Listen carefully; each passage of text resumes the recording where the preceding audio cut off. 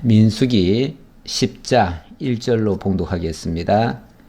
여호와께서 모세에게 말씀하시되 은나팔 둘을 만들되 두들겨 만들어서 그것으로 회중을 소집하며 진영을 출발하게 할 것이라.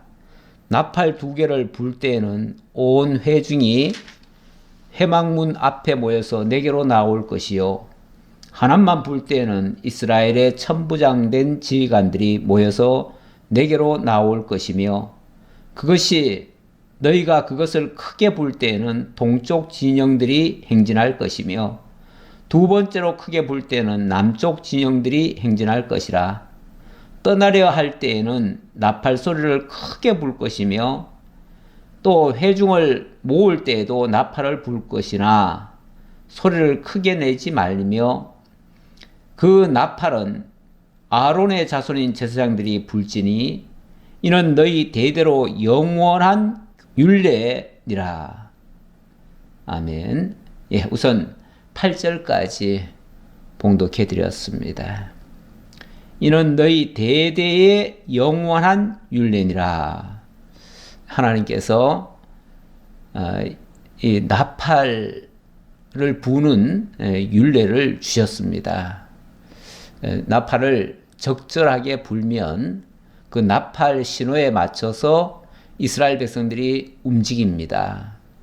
때로는 백성을 소집할 때, 때로는 천부장을 소집할 때, 때로는 전쟁을 위하여, 때로는 행진을 위하여, 이렇게 여러 방면에서 여러 종류로 나팔을 불게 되어집니다. 한마디로 이 나팔은 일종의 신호인데요. 신호인데, 이 신호는 뭐 제사장이 임의로 부는 것이 아니고 하나님의 명을 받들어서 부는 것이죠. 그것을 동시에 모든 사람이 듣고 함께 움직일 수 있도록 하는 일종의 하나님의 말씀인 거죠. 그러니까 단순한 나팔이라고 생각하지 말고 이게 하나님의 음성이에요.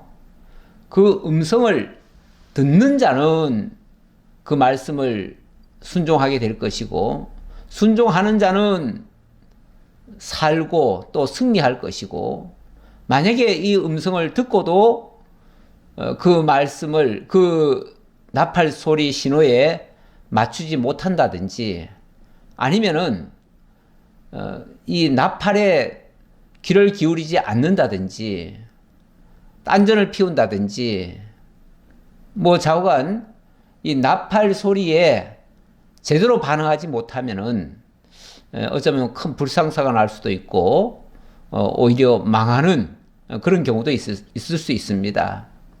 어떤 면에서 이 나팔은 백성들에게 주는 아주 좋은 신호니까 일종의 복음이라고도 말할 수 있어요. 복음의 나팔이라고도 할 수 있어요. 그런데 문제는 안 들으면 소용없지요. 아무리 좋은 소식이라도, 아무리 복음이라 할지라도 듣지 않는 데야 무슨 효과가 있겠습니까? 그러나 듣고 깨닫고 그리고 거기에 따라서 반응을 한다면 매우 성공적인 결과가 나올 것입니다. 그러나 잘못 듣는 것도 문제가 될 수 있고요. 아예 안 듣는 것은 더더욱 문제가 될 수 있고요. 어쨌든 이 나팔 소리에 늘 백성들은 귀를 기울이고 있어야 됩니다. 언제 나팔이 어떻게 불려질지 몰라요. 그래서 항상 어찌 보면 대기 상태에 있어야 된다. 그렇게도 말씀드릴 수 있겠습니다. 우리가 광야에 사는 동안은 어쨌든 이 나팔 소리에 주의를 기울여야 됩니다. 항상 깨어 있어야 된다는 얘기죠. 자, 오늘 말씀, 자, 이제 내용을 들어가 보도록 하겠습니다. 자, 오늘 내용은 이 민수기에서는 크게 두 번째, 방과로 두 번째 시험과 세대 교체의 내용이 되겠습니다. 자, 민수기 전체가 하나님의 언약 자손들이 약속의 땅 가나안을 들어가기 직전에 요단 동편 땅은 정복하고요. 그리고 거기서 이제 많은 아직은 이제 정복한 건 아닌데 이제 정복해 가는 거죠. 정복해 가는 과정에 먼저 대열 정비를 잘했습니다. 그 내용은 지난주까지 1장부터 9장까지 이 광야 생활에서 대열 정비하는 내용들 그걸 살펴봤고, 자 이제 대열 정돈을 했으니까 이제 본격적으로 움직여야죠. 움직이는데, 자 움직이는 과정에서 여러 가지 어찌 보면 시험이 있습니다. 여러 가지 어려운 일이 발생한다 그 말이죠. 그렇죠. 우리가 뭐 들을 때야 그냥 듣기만 하지만은 그 말씀을 듣고 그대로 준행할 때는 저마다 달리 생각할 수도 있어요. 10사람이 말씀을 들으면 똑같이 반응을 하는가? 그렇지 않아요. 얼마나 주의 깊게 들었느냐와 또 어떤 사람은 아예 또 못 들은 채 하는 경우도 있을 수 있잖아요. 그러니까 그 행동은 열이면 열이 똑같은 게 아니라 다를 수도 있어요. 다르다 보면은 거기서 삐그덕 삐그덕 소리가 나지요. 어떤 충돌이 일어나고 때로는 하나님의 의도에 맞지 않는 행동이 나올 수도 있습니다. 그렇게 되어지면 그거는 그들에게 올무가 되어집니다. 올무가 되어지고 그 올무는 그들에게 주어지는 일종의 시험과 같은 거예요. 그 시험이라고 하는 것은 그 시험을 잘 통과하면 참 좋은 겁니다. 시험을 통과하고 나면 실력이 부쩍부쩍 늘어나죠. 그런데 만약에 이 시험에 걸려버리면 그때는 그 시험 때문에 결국은 망하는 자리로 갈 수도 있어요. 그러다 보니까 이 시험을 통해서 어떤 결과가 나오느냐? 이스라엘 민족이 세대 교체가 일어납니다. 그 말은 그 시험에 다 통과하지 못했다는 얘기죠. 대부분이 이 시험을 잘 통과하지 못하고 결국은 그 시험에 걸려서 넘어지고 무너지고 쓰러지는 이런 안타까운 일이 발생하지요. 그러다 보니까 이스라엘 민족이 광야에서 많이 실패를 경험하게 됩니다. 그런데 이런 사례가 크게 말하면은 1차, 2차, 3차에 걸쳐서 아주 중대한 그런 시련기를 맞게 되어집니다. 그래서 자 일단은 10장부터 15장에서는 1차 시련 이렇게 말씀드릴 수 있겠습니다. 그러니까 시련 상태, 시험 상태가 이제부터 주어지는데 이것이 1, 2, 3차에 걸쳐서 반복이 되어지고 그것 때문에 이스라엘 백성들이 결국은 광야에서 다 쓰러지는 이런 안타까운 결과도 만들어지게 됩니다. 자, 오늘은 뭐 전체를 다 보는 게 아니고 일단은 10장을 보려고 하는 거니까 10장의 내용은 뭔가? 10장의 내용은 보니까 그 가운데서 광야를 출발합니다. 광야를 출발하고 행군을 시작하지요. 행군을 시작하는데 거기에 나팔의 지휘 아래 행군을 하는 거죠. 출발 신호부터 시작해서 행군하는 순서 뭐 이런 것들이 전부 다 이 나팔에 의해서 되어지는 겁니다. 그래서 오늘 내용에는 나팔이 매우 중요한 이야기가 되겠는데요. 자, 그 나팔에 따라서 행군을 해야 되는데 그러려니까 일단 나팔이라는 게 만들어져야 될 거 아니에요. 그래서 모세에게 행군 신호용 나팔을 만들라고 명하시는 장면이 10절까지 있고요.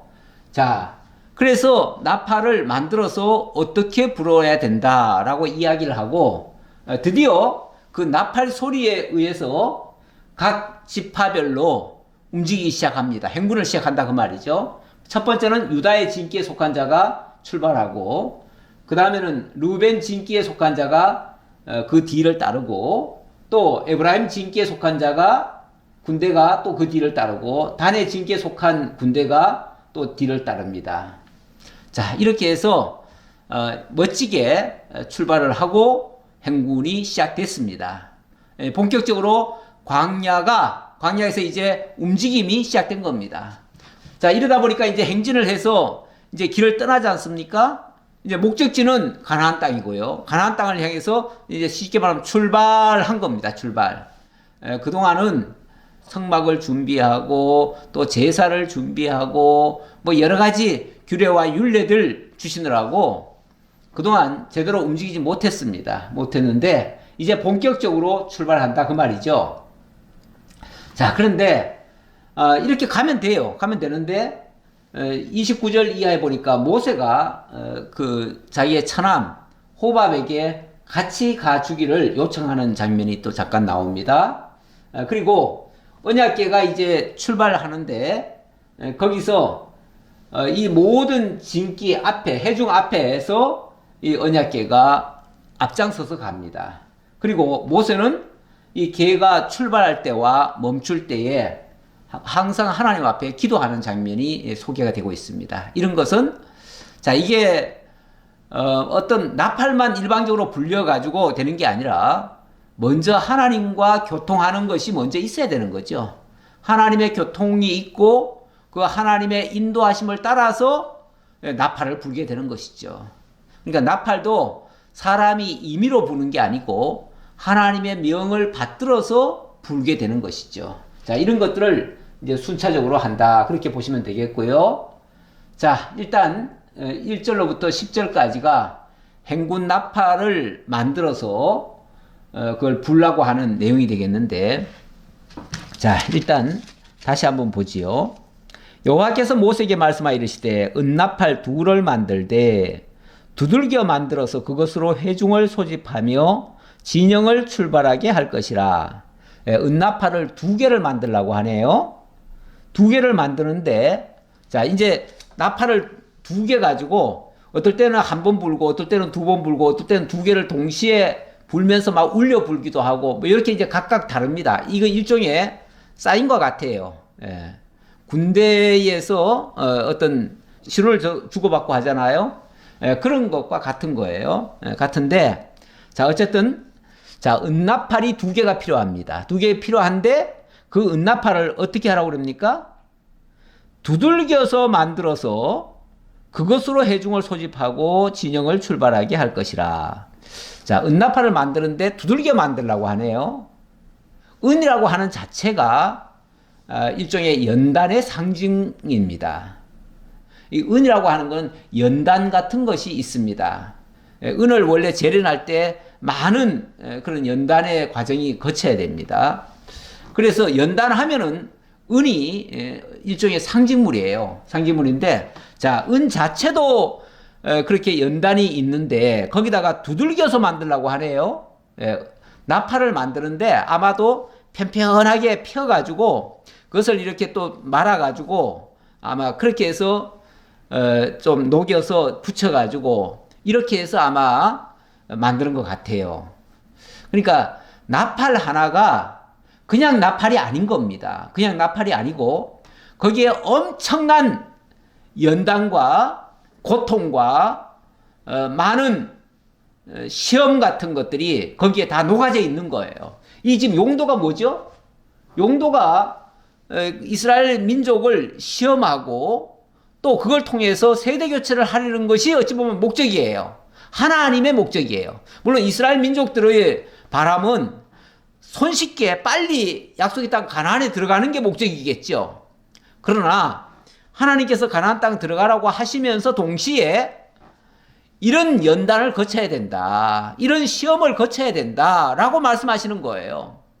거기에 그 시험과 연단의 상징물로 은으로 나팔을 만들어서 그 은나팔로 부르라 이렇게 얘기를 하는 거죠.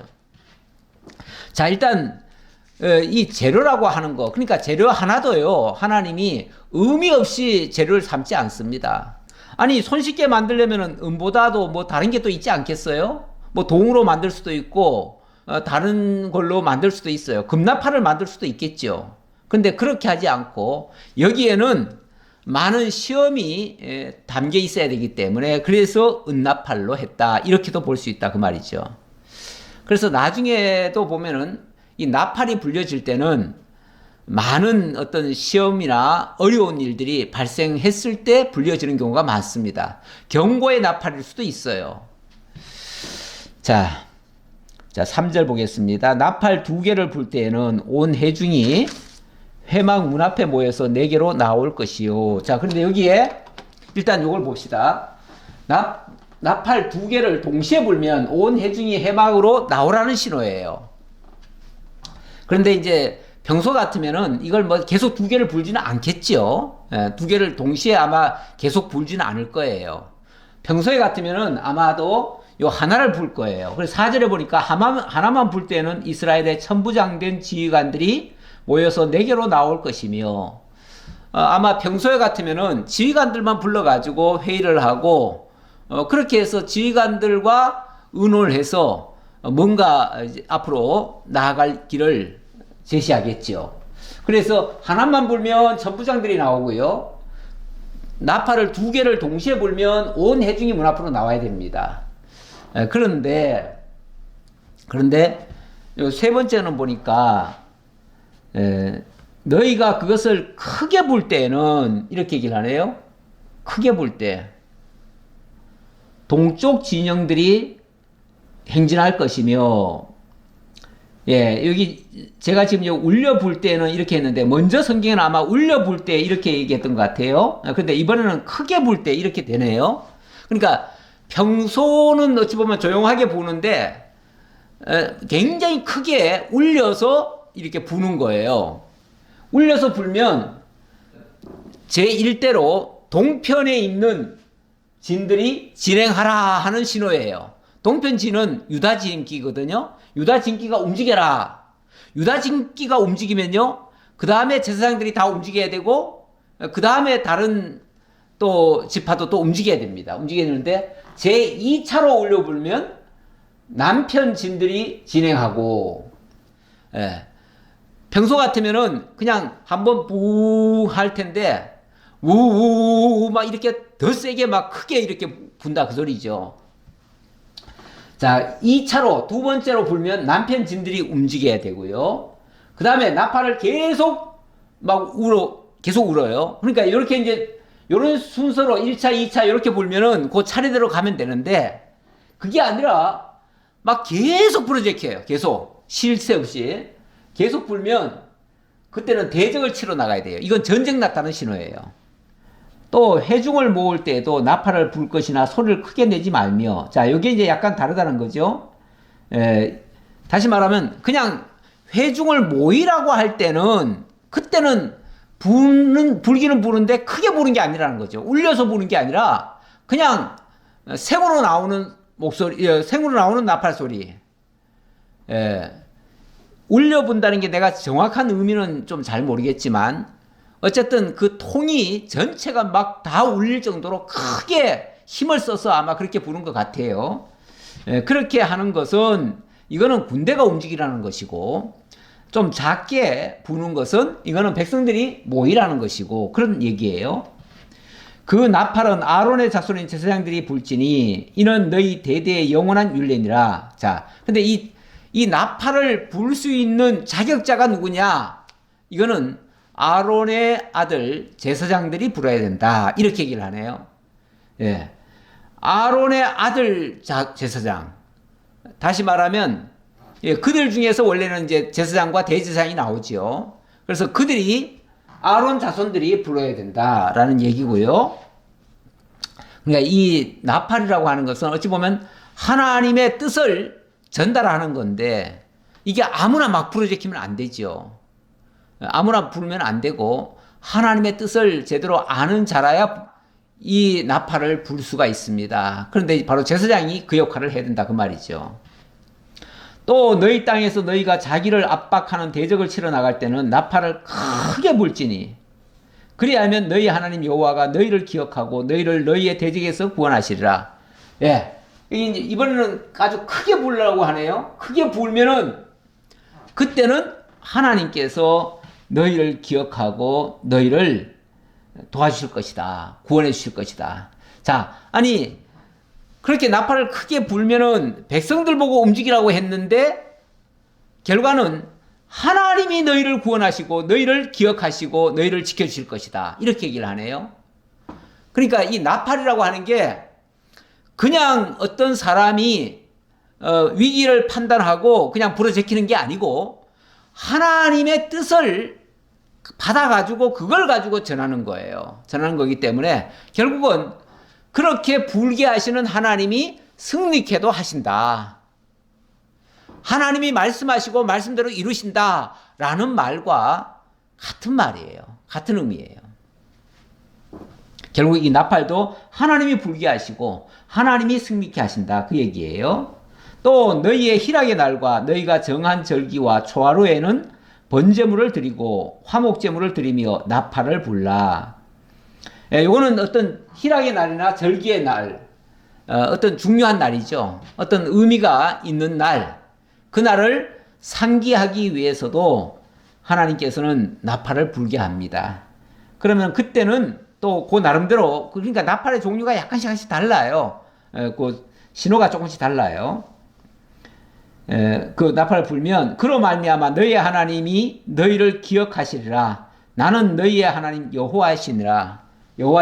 그랬는데 그때 하나님이 기억하시겠다. 어떤 절기 때 말씀하시면은 절기 때 나팔을 불면 그때 하나님께서 그 절기의 의미를 알려줄 것이고, 그러니까 나팔 불고 이게 목적이 아니고요. 나팔을 통해서 하나님의 백성들에게 하나님의 역사를 알려주려는 거예요. 예, 그렇게 이해하시면 되겠습니다.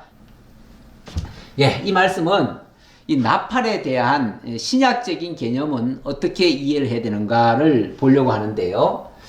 자, 고린도전서 15장에 보니까 이런 말씀이 있습니다. 보라, 내가 너희에게 비밀을 말하노니 우리가 다 잠잘 것이 아니오 마지막 나팔에 순식간에 호련히 다 변화되리니. 자, 이 다음에 우리가 개개인적으로 보면은 때가 되면 우리가 늙고 병들고 이러면서 어느 순간에 가면 죽습니다. 죽는데, 자, 사도 바울은 뭐라고 얘기를 하냐면 우리가 그냥 죽어서 끝나는 존재가 아니라, 잠잘 것이 아니라 마지막 나팔에 순식간에 호련히 다 변화돼서 우리가 다 일어날 것이다. 우리가 죽음으로서 끝나는 존재가 아니라 하나님의 나팔 소리에 우리가 다 일어난다 그 말이에요. 다 부활로 일어날 것이다. 그래서 나팔 소리가 나면 죽은 자들이 썩지 아니할 것으로 다시 일어나고 우리도 변화되리라. 우리가 완전히 새로운 피조물로 바뀌어진다 그 말이죠. 지금 현재 이 모습 이대로가 아니라 이렇게 죽으면은 이 모습으로 다시 부활하는 게 아니라 다시는 썩지 않고 쇠하지 않고 변하지 않는 그런 신령한 몸으로 우리가 살아날 것이다. 그런 얘기예요. 데살로니가전서에도 비슷한 말씀인데요. 주께서 호량과 천사장의 소리와 하나님의 나팔 소리로 친히 하늘로부터 강림하시리니, 이게 이제 예수님 재림 때의 모습입니다. 그때 그리스도 안에서 죽은 자들이 먼저 일어날 것이다. 결국은 다 그때 우리가 다 일어날 것이다. 죽은 자들이, 그러니까 우리가 이제 지금 죽게 되면 하나님의 그 정한 심판 때까지는 어찌 보면 안식 상태로 들어갑니다. 안식 상태로 들어갔다가 우리가 이제 어느 날 주님께서 다시 재림하시면서 천사의 나팔 소리와 함께 오실 겁니다. 그렇게 되어지면 모든 죽은 자들이 새로운 몸으로 완전히 일어나는 거죠. 일어나는데 이 기간이 사람마다 다 다르겠죠. 왜냐하면은 죽는 시간이 다 다르니까요. 그런데 나중에 일어나는 시간은 같아요. 지금 죽는 자나 뭐 1000년 후에 죽는 자나 1000년 전에 죽은 자나 어차피 죽은 자는요, 죽은 순간부터는 사실은 잠자는 상태입니다. 잠자는. 여기도 아까 잠잔다고 그랬죠? 잠자는 상태입니다.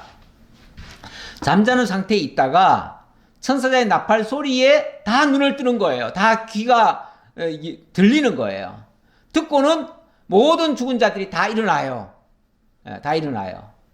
그러면 그 죽은 자는요, 죽는 순간부터 사실은 의식이 없는 상태였죠. 왜냐하면 잠자는 상태니까요. 우리가 잠잘 때는 의식이 없잖아요.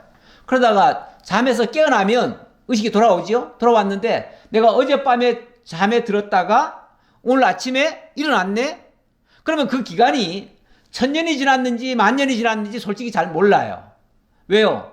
아니, 잠자는 동안은 그걸 모르죠, 우리가. 모르는데 눈을 떠보니까 주님 앞에 와 있는 거예요.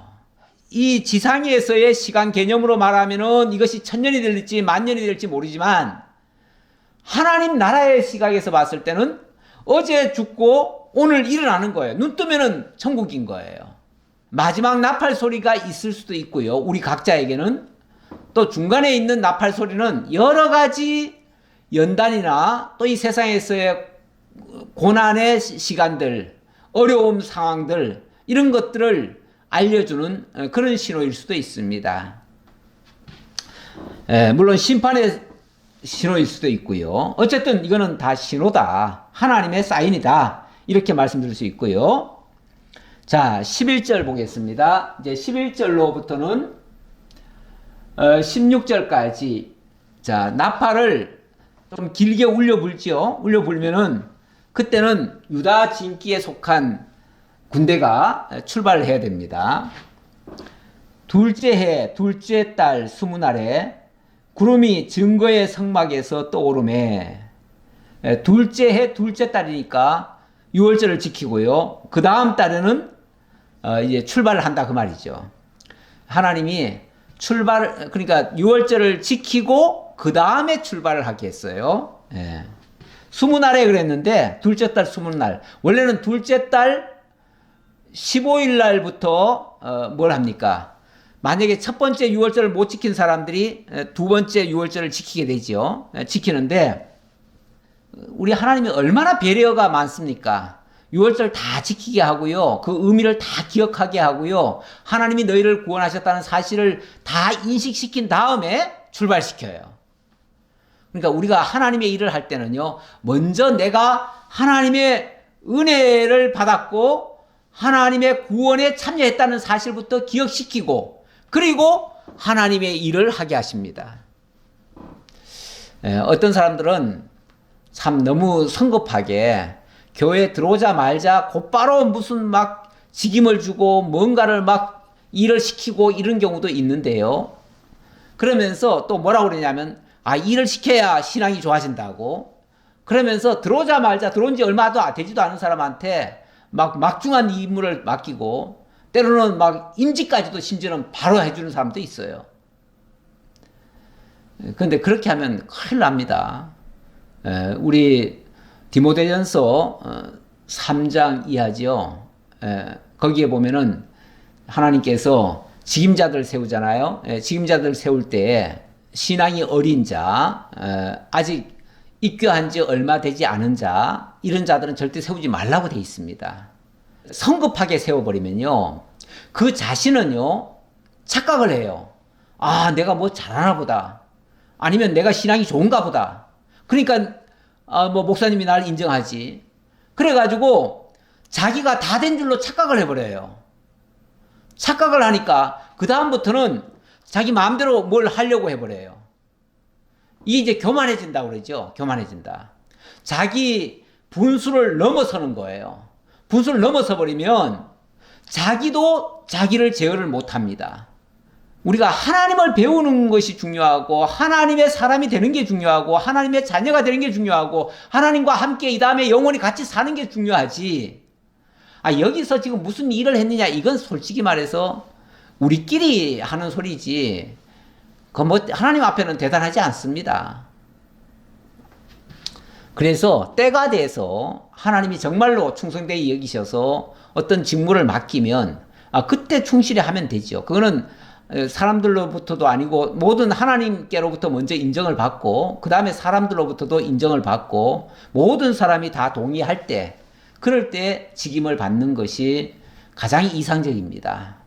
근데 그걸 일부러 사람들 보는 앞에서 행동을 아주 그때는 경건하게 이렇게 해가지고 그렇게 해서 임직 받으려고 해도 또 안 되죠.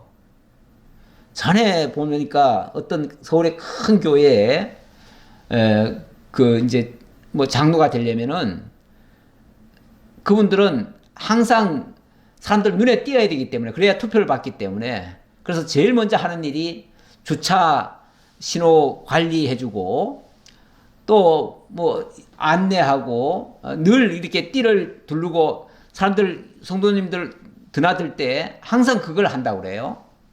그래가지고 그렇게 해서 몇 년간 하고 나면은 성도들한테 다 이제 인식이 돼가지고 그렇게 해서 지금이 된다. 근데 그거는 남 보여주기 위해서 이렇게 하는 것이 되죠. 근데 그렇게 하면 안 되고 정말 내가 하는 일이 너무 소중하고 값지고 또 이 말씀 깨달은 게 귀하고 그래서 우러나는 마음으로 했을 때 그때가 사실은 진실함이죠. 자, 이야기가 약간 빗나갔는데요. 자, 어쨌든 이렇게 해서 둘째 달 스무 날에 드디어 이제 출발이 되어집니다. 출발되어지는데 구름이 증거의 성막에서 떠오르며 그 출발 신호는 구름이었죠. 지난번에 불과 구름 기둥이 이제 움직임의 시작이라고 그랬죠. 예. 자, 이스라엘 자손이 시내 광야에서 출발하여 자기 길을 가더니 바란 광야에 구름이 머무니라. 근데 우리 하나님께서 인도를 어디로 하셨나요? 예, 인도하신 것은 바란 광야로 인도를 하셨네요. 예. 예. 지금도 어찌 보면은 광야인데요. 광야인데 광야에서 빨리 벗어나서 좋은 땅으로 가기를 원했을 거예요. 그런데 하나님께서 바란 광야로 길을 인도하셨다. 그렇게 얘기를 합니다. 그러니까 좋은 환경으로 이끌어 가셨다는 건 아니에요. 이와 같이 그들이 여호와께서 모세에게 명령하신 것을 따라 행진하기를 시작하였는데 선두로 유다 자손의 진영이 군기에 속한 자들이 그들의 진영별로 행진하였으니 유다 군대는 암미나답의 아들 나손이 이끌었고, 자, 일단은 제1대로 누가 움직였냐면 바로 유다의 진기가 움직였습니다. 유다의 진기, 그 군대 장관은 암미나답의 아들 나손입니다.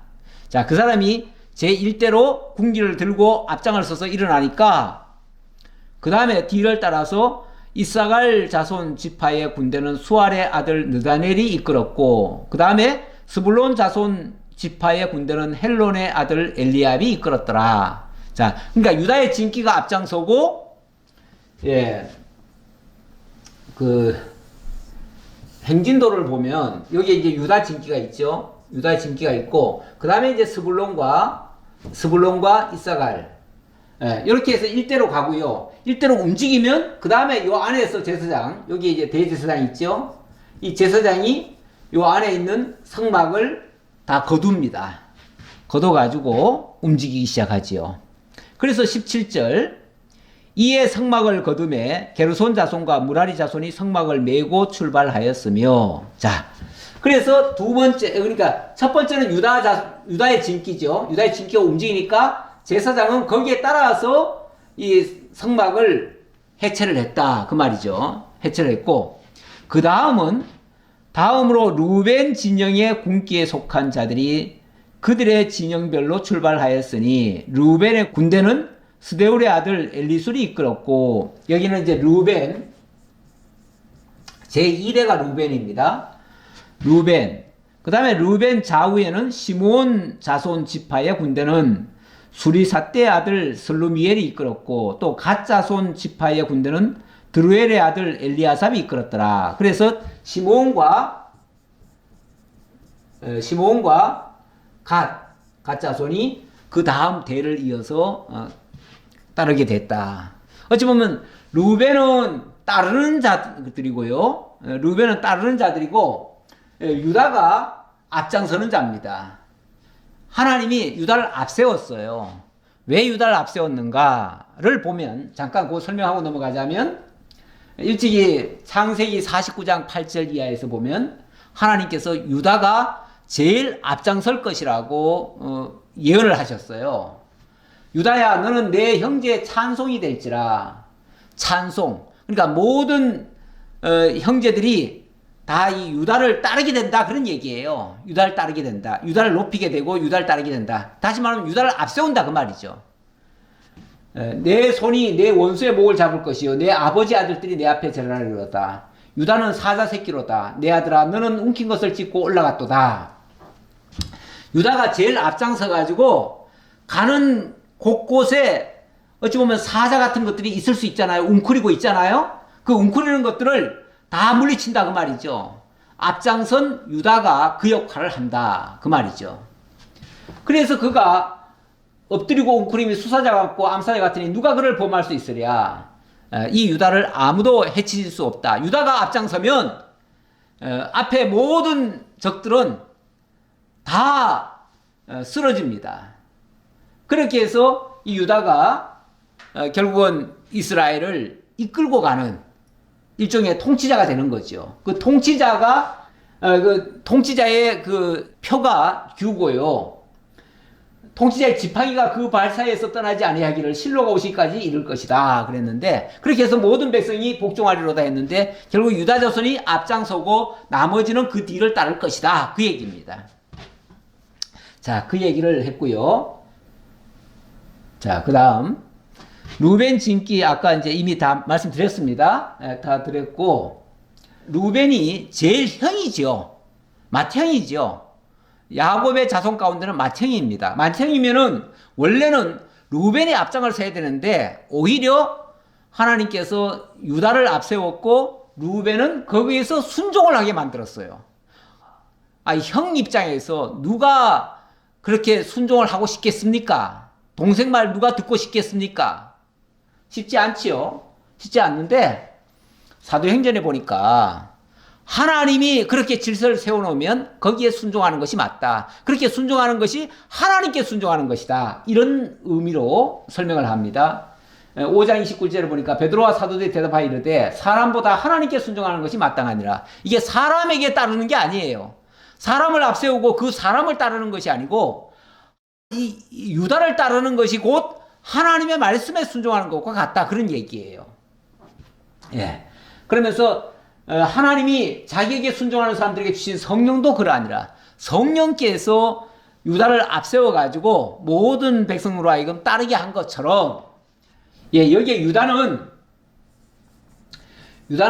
장차 우리 주 예수 그리스도 유다의 자손으로 오실 그 예수 그리스도를 따르는 것이 살 길이라는 것을, 그리고 그 예수 그리스도께서 우리의 대장 되셔서 앞장서 가실 것을 가리키는 그런 예표적인 모습들이 구약의 사건들이에요. 그러니까 결국은 이거는 우리 성령께서 이 예수를 따르도록 하시고 그래서 하나님께 순종하도록 이렇게 하셨다라는 말씀입니다. 자, 그 다음 넘어가지요. 자, 22절부터 24절은 여기는 에브라임 진기에 속한 자들입니다. 22절. 그 다음에 21절 하나 더 보죠. 고앗인은 성물을 메고 행진하였고 그들이 이르기 전에 성막을 세웠으며, 이 고앗 자손을 또 중간에 잠깐 얘기하네요. 왜냐하면 이제 그 레위인들이 아까 그러니까 아론의 아들들이 일단 해체를 했잖아요. 해체를 하고 나면 고앗 자손이 뭘 하냐면 고앗 자손이 궤를 메야 돼요. 그 궤를 앞에서, 그러니까 제일 앞에는 유다가 가고요. 유다 뒤에 그 고앗 자손이 궤를 메고 가고 그 옆에 쉽게 말하면 이 루벤 자손이 그 옆을 지키고요. 또 반대쪽에도 에브라임 자손이 또 따라야죠. 그래서 에브라임 진기, 사실은 에브라임이 아마 이 뒤쪽일 거예요. 뒤쪽.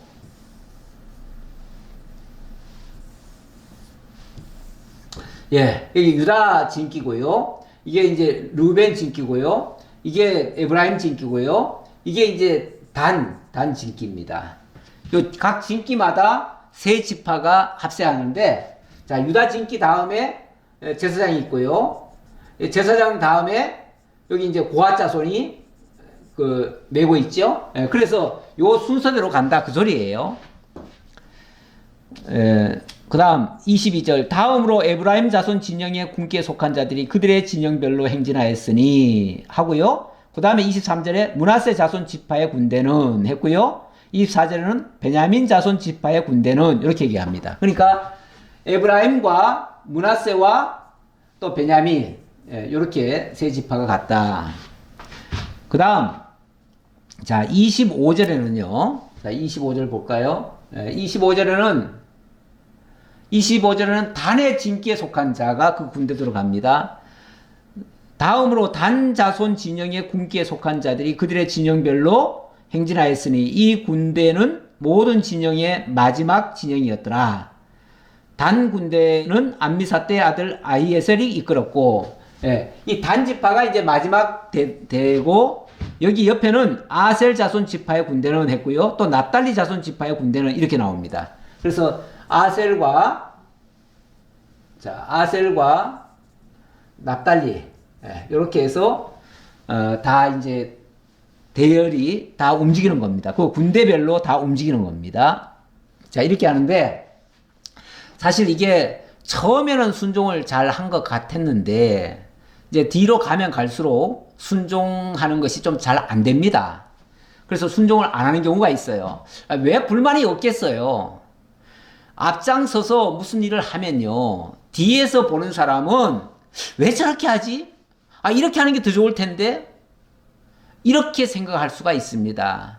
그래가지고 앞에서 움직이는 것이 마치 그가 잘못하는 것처럼 왜 그렇게 하냐고, 이렇게 하라고, 그러면서 옆에서 자꾸만 누군가 뭔가 불만을 자꾸 터뜨리는 경우가 있어요. 그러다 보면은 그들이 쉽게 말하면 불순종하는 거죠. 이렇게 해서 처음에는 진행을 잘 하다가 중간중간 가면서 불순종하는 경우가 생겨요. 그래서 제가 이 로마서의 말씀과 갈라디아서의 말씀을 좀 가져왔는데요. 자, 일단 갈라디아서의 말씀을 좀 잠깐 볼까요? 갈라디아서의 말씀을 보면 너희가 다름질을 잘 하더니 누가 너희를 막아 진리를 순종하지 못하게 하더냐. 그러면서 너희의 권면은 너희를 부르신 이에게서 난 것이 아니냐. 그러면서 이 순종을 잘 하다가 순종을 안 하는 경우가 있는데 그것은 어떤 적은 누룩이 들어와 가지고 결국은 너희를 요동하게 한다 그 말이죠. 요동하게 했기 때문에 그렇다. 나는 너희가 아무 다른 마음을 품지 아니할 줄을 주 안에서 확신하노라. 그러나 너희를 요동하게 하는 자가 있다면 누구든지 심판을 받으리라. 결국은 두 마음을 갖게 한다든지 말씀을 못 듣게 한다든지 이렇게 뒤를 따르지 않게 한다든지 이렇게 되면은 심판을 받을 수 있다. 그런 얘기고요. 그 다음 말씀은 로마서를 가져왔는데 너희가 전에는 하나님께 순종하지 아니하더니 이스라엘이 순종하지 아니함으로 이제 긍휼을 입었는지라. 이스라엘이 순종하지 않는 바람에 이방인들이 긍휼을 얻게 됐다 그 말이죠. 이와 같이 이 사람들이 순종하지 아니하니 이는 너희에게 베푸시는 긍휼로 이제 그들도 긍휼을 얻게 하려 하심이라.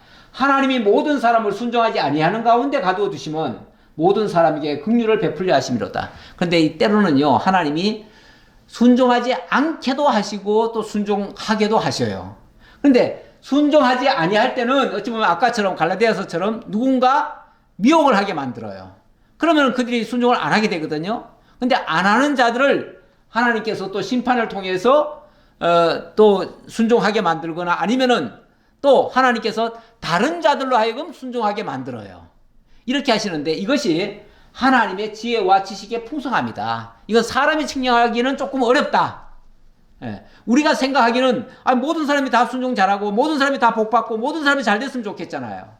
근데 때때로 그렇지 않은 자들도 있을 수 있다. 그런데 그게 또 다른 사람들에게는 경계의 거울이 되기도 하고요. 다른 사람으로 하여금 순종하게 만들기 위해서 하나님이 그렇게 할 수도 있다. 때로는요, 사탄이라고 하는 존재가 악령 아닙니까?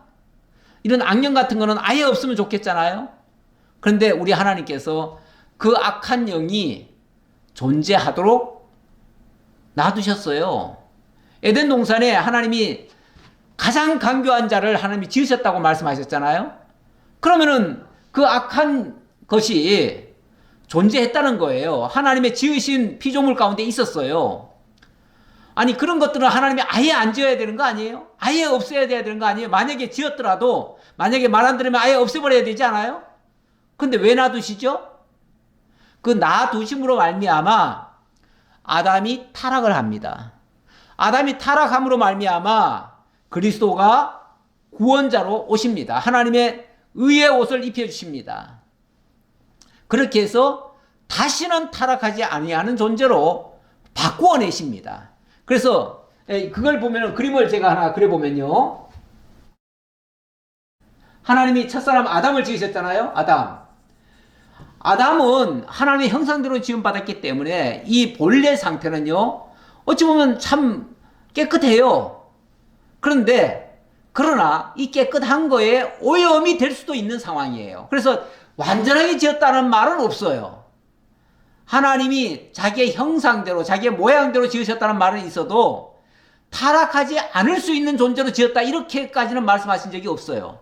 그러다 보니까 그 다음에 아담만 지은 게 아니라, 쉽게 말하면은 선한 영으로 하나님이 아담을 지으셨을 뿐만 아니라 또 아주 악한 뱀도 지어놓았잖아요. 뱀을 지어놓다 보니까 이 뱀의 말에 유혹을 받아가지고 아담이 그만 타락을 해버리잖아요. 그러니까 첫사람 아담은 어찌 보면 타락할 수 있는 존재였다는 거예요. 자, 타락을 하니까 하나님께서 예수 그리스도를 보내가지고 중생을 시키시죠. 그래서 이 처음 상태를 원인이라고 해요. 그 근원적인 인간이다, 그 말이죠. 원인. 요거를 타락인이라고 그러고요. 요걸 중생인이라고 합니다. 그런데 하나님이 이렇게 원인을 타락하게 해가지고 그 다음에 중생을 시켰어요. 그 다음에 어떻게 합니까? 영화롭게 만드시죠? 거룩하고 흠이 없게 만드시죠? 바로 영화인을 만들어 가십니다. 그러면은 이 영화인은 첫사람 아담보다 더 못한 존재입니까? 더 나은 존재입니까? 결과적으로는 더 나은 존재가 되어버렸죠. 왜요? 영화인은 두 번 다시 타락하지 않고 다시는 썩지 않고 쇠하지 아니하고 병들지 아니하고 죽지 아니할 영원한 생명으로 바뀌어지니까요. 첫사람 아담은요. 첫사람 아담은 타락할 수도 있고 죽을 수도 있는 존재 아닙니까? 왜냐하면 그래서 네가 그걸 먹는 날은 정령 죽으리라, 이렇게도 말씀하신 거 아니에요? 그 말은 불완전한 존재였다, 그 말이에요. 이렇게 불완전한 존재를 하나님이 타락이라고 하는 과정을 거쳤지만 결과적으로는 중생시키고 예수 그리스도를 오게 하셔서 중생시키고 또 성령으로 우리를 양육시켜가지고 영화롭게 만들어 가신다, 그 말이에요. 이렇게 되면은 하나님이 우리를 더 좋게 하시는 거예요. 이렇게 하시는 것이 뭐냐면 깊도다 하나님의 지혜와 지식의 풍성함이요 그의 판단은 헤아리지 못할 것이며 그의 길은 찾지 못할 것이로다. 이것이 모든 사람을 순종하지 아니하는 가운데 가두어두셨다가 모든 사람에게 긍휼을 베푸시는 이런 역사다, 그 말이에요. 이렇게 하시는 그 하나님의 방식이 깊도다 하나님의 지혜와 지식의 풍성함이요 이렇게 증거가 된다, 그 말이죠. 자, 그 다음 29절 봅시다. 28절인가요? 이스라엘 자손이 행진할 때에 이와 같이 그들의 군대를 따라 나아갔더라. 모세의 장인 미디안 사람 루벨의 아들 호밥에게 이르되 여호와께서 주마하신 곳으로 우리가 행진하나니 우리와 동행하자. 그리하면 선대하리라. 여호와께서 이스라엘에게 복을 내리리라 하셨느니라. 자, 일단은 이 모세가 지금 장인 르우엘의 아들 호밥이라고 했으니까 결국은 처남이 되는 거죠. 처남. 그 처남에게 동행해 주기를 요청을 했습니다. 그런데 그 다음 이 호밥이 뭐라고 얘기를 하냐면 호밥이 그에게 이르되 나는 가지 아니하고 내 고향 내 친족에게로 가리라. 딱 거절을 하네요. 나는 안 간다고. 나는 내 고향 놔두고 왜 내가 그렇게 먼 이방 땅으로 가냐고. 나는 안 가겠다고. 이렇게 얘기를 합니다. 그런데 모세가 적극 권유를 하지요. 모세가 이르되 청하건대 우리를 떠나지 마소서. 당신은 우리가 광야에서 어떻게 진칠지를 아나니 우리의 눈이 되리이다. 우리의 눈이 되리이다. 다시 말하면 우리는 이 광야길이 어설프고 정말 참 안 좋은데 어디로 가야 될지 잘 모르겠는데 당신은 이 광야에서 원래 미디안 광야에서 살았던 사람 아닙니까? 그러니까 당신이 이 광야의 생리를 잘 아니까 당신이 우리의 눈이 돼서 우리를 좀 길을 좀 열어 주십시오. 이렇게 얘기를 합니다. 근데 물론 하나님 안 믿는 사람을 권유를 해서 하나님 믿게 한다고까지 하는 거는 좋은데, 그래서 하나님의 백성 가운데로 들어오게 하는 것까지는 좋은데 마치 그 사람을 약간 의지하는 듯한 표현이잖아요. 말이지만 의지하는 표현 같아요. 왜냐하면 그러지 말고 당신이 우리의 길이 좀 돼달라, 그렇게 얘기를 하잖아요. 근데 모세가 호밥 말 듣고 그 호밥이 가자는 대로 가면 되겠습니까? 그러면 안 되죠. 모세는 어디까지나 하나님의 명을 받들어서 가야 되는 것이죠. 그러니까 그런 측면에서 이 호밥을 만약에 조금이라도 의지했다면 그거는 아니다. 우리가 가는 곳이 정말 하나님께서 내려주시는 엄청난 복된 곳이니 거기에 우리 같이 가서 복되게 삽시다. 이렇게 말하는 것까지는 좋아요. 그러니까지는 좋은데 그게 아니라 아니 나는 당신 없으면 못 삽니다. 당신이 내 길을 열어주십시오. 나는 당신 인도하는 대로 따르겠습니다. 이렇게 말하는 건 아니다 그 말이죠. 네, 그런 측면에서 한 말이고요.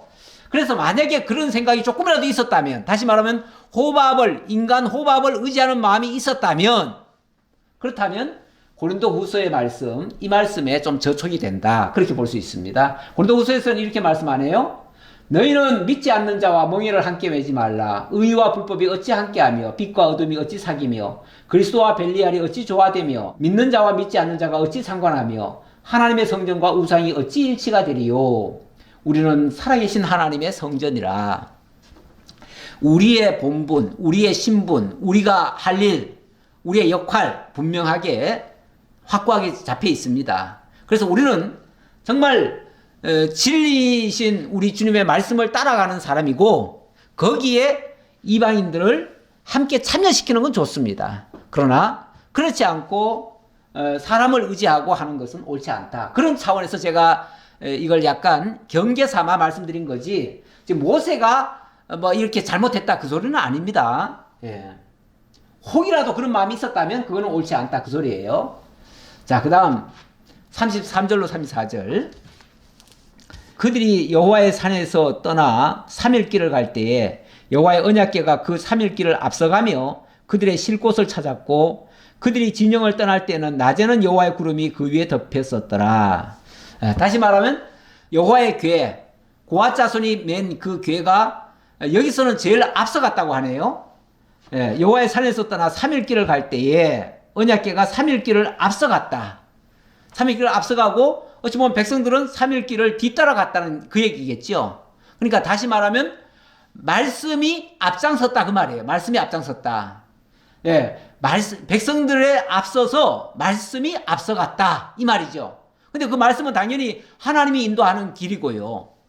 그러니 하나님의 군대가 움직이는 거는요 항상 하나님의 말씀이 앞서야 됩니다. 자, 그 얘기 하려고 제가 시편 119편 말씀을 가져왔습니다. 주의 말씀의 맛이 내게 어찌 그리 단지요 내 입에 꿀보다 더 단이다. 하나님의 말씀이 정말 달콤하게 정말 존귀하게 정말 아름답게 느껴져야 된다 그 말이죠. 귀하게 느껴져야 된다. 주의 법도들로 말미암아 내가 명철하게 되었으므로 모든 거짓 행위를 미워하나이다. 주의 말씀은 내 발의 등이요 내 길의 빛이니이다. 이 주의 법도들이 뭐라고요? 나를 명철하게 만들었다. 그 말씀을 따르면은 그 말씀이 내 발의 등이고 내 길의 빛이 되어 주니까 내 발이 실족하지 않고 빗나가지 않고 안전하게 갈 수 있고 또 올바른 행동을 할 수 있고 하나님의 말씀의 인도를 따르면요 실패가 없습니다. 실패가 없는데 자기 생각을 따르면은 백발백중 이건 실패입니다. 실패로 될 수밖에 없어요. 그 얘기를 말씀드리고 싶어서 적었고요. 자, 마저 보죠. 마지막 말씀 35절. 괴가 떠날 때에는 모세가 말하되 여호와여 일어나사 주의 대적들을 흩으시고 주를 미워하는 자가 주 앞에서 도망하게 하소서 하였고 괴가 쉴 때에는 말하되 여호와여 이스라엘 종족에게로 돌아오소서 하였더라. 자, 괴가 움직일 때는 하나님이여 앞서가시면서 모든 대적들 다 흩어주십시오 그 말이고 또 걔가 멈추면은 하나님이여 앞서가셨던 하나님께서 이제는 우리와 함께 하심으로 우리를 안전하게 보호해 주소서 이 말이죠. 이 말인데 모세는 다시 말하면은 걔가 움직일 때도 기도하고 걔가 멈췄을 때도 기도하고 항상 하나님을 의지하면서 이 백성들을 이끌었다 그런 얘기예요. 이끌었는데 레위기에 보면 이런 예언의 말씀이 있습니다. 지금 여기에 하나님 여호와께서 일어나셔서 주의 대적들을 흩어 주십시오 라고 하는 것이 어디서 나온 말이냐를 볼 때 레위기 26장 9절에 보니까 내가 너희를 돌보아 너희를 번성하게 하고 너희를 창대하게 할 것이며 내가 너희와 함께한 내 언약을 이행하리라. 내가 내 성막을 너희 중에 세우리니 내 마음이 너희를 싫어하지 아니할 것이며 나는 너희 중에 행하여 너희 하나님이 되고 너희는 내 백성이 될 것이니라. 우리 하나님께서 너희와 함께 하겠다라고 약속을 해주셨어요.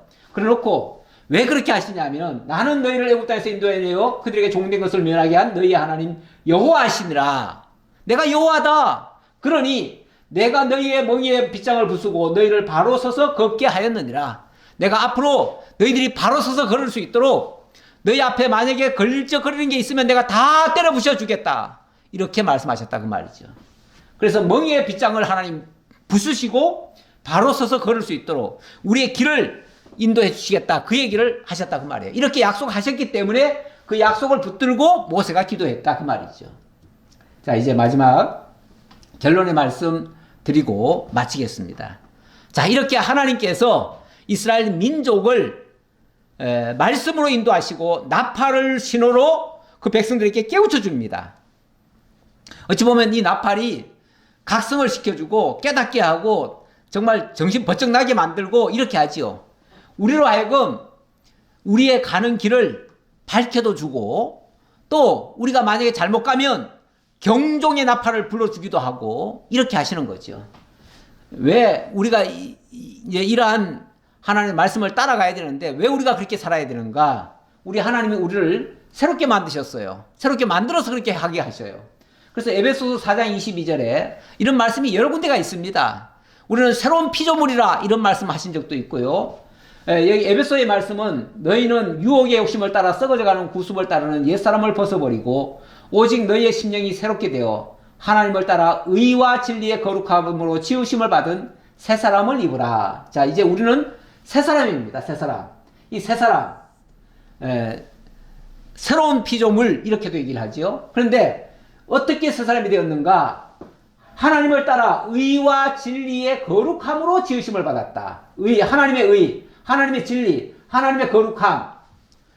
이거는 성령께서 우리를 하나님의 진리의 말씀으로, 하나님의 의의 말씀으로, 하나님의 거룩하게 하시는 말씀으로 우리를 이끌어서 새 사람을 만들어서 살게 하신다. 그게 바로 하나님의 인도를 따르는 것이다. 그런 의미가 되겠습니다. 기도하겠습니다.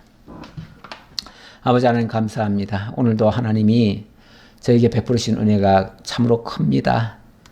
저희들은 우리 스스로 나아가면 실패밖에는 맛볼 수가 없는데 우리 하나님께서 친히 말씀으로 인도하시고 또 나팔로 경계하시오니 우리가 빗나가지 않고 하나님의 뜻을 따를 수 있겠습니다.